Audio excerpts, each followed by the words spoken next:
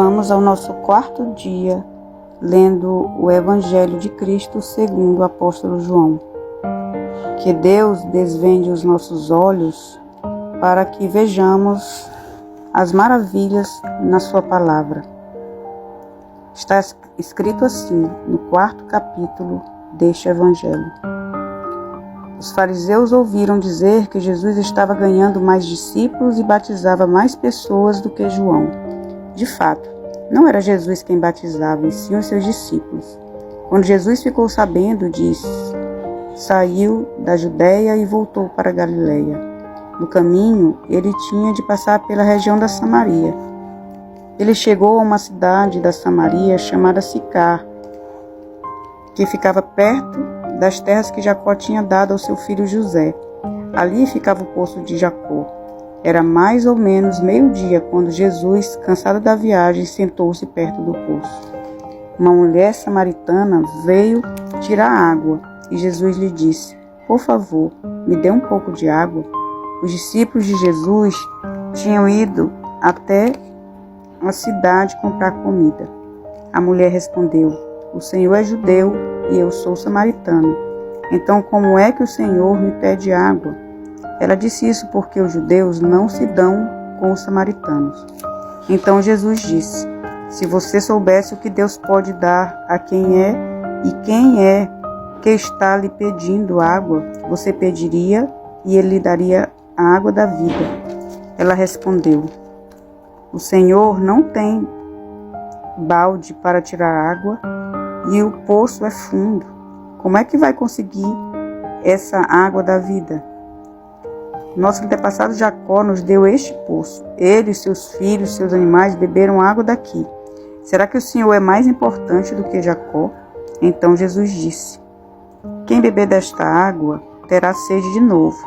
Mas a pessoa que beber da água que eu lhe der nunca mais terá sede, porque a água que eu lhe der se tornará nela uma fonte de água viva." Então a mulher pediu: "Por favor, me dê dessa água, assim eu nunca mais terei sede e não precisarei mais vir aqui buscar água." "Vá, chame o seu marido e volte aqui", ordenou Jesus.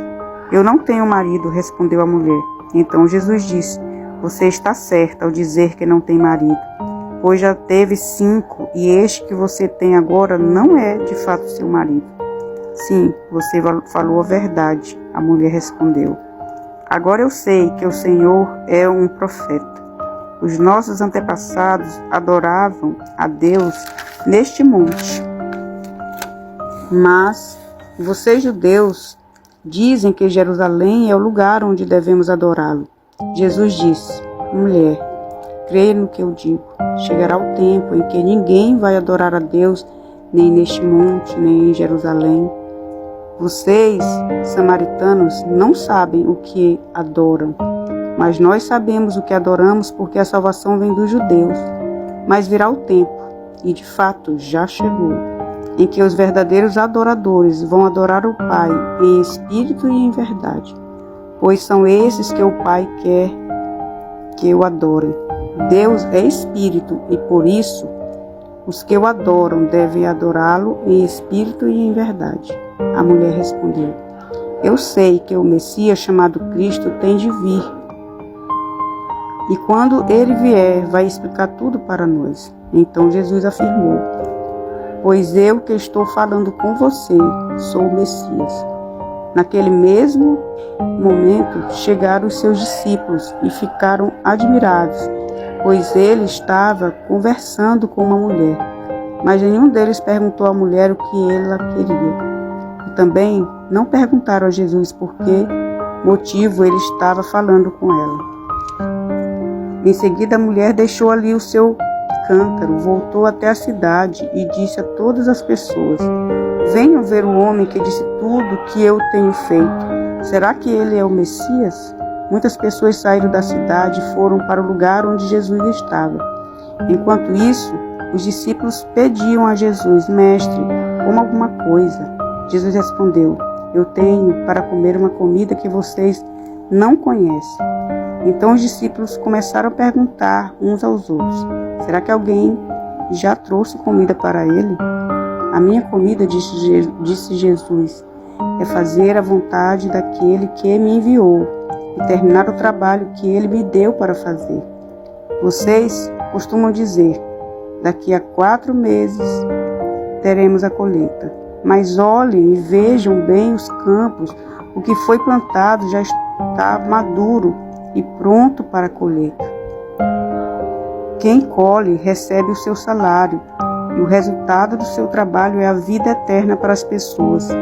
E assim tanto os que semeiam como os que colhem se alegrarão juntos, porque é verdade que dizem, um semeia e outro colhe. Eu mandei vocês colherem onde não trabalharam, outros trabalharam ali, e vocês aproveitaram o trabalho deles.